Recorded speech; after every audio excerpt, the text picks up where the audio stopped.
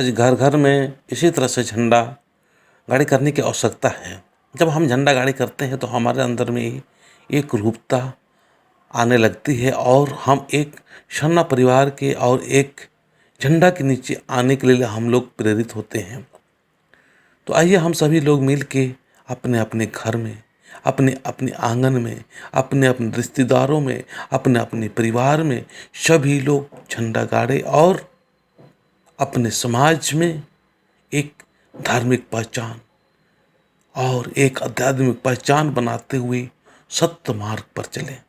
धर्मेश के मार्ग पर चले, चाला माँ के मार्ग पर चले, पूर्वजों के मार्ग पर चले और सदा जीवन, सदा पूजा पाठ, सदा प्रार्थना, सदा विनती, सदा खाना पीना और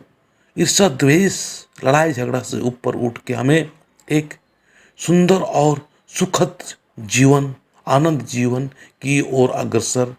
हो और हमारे तमाम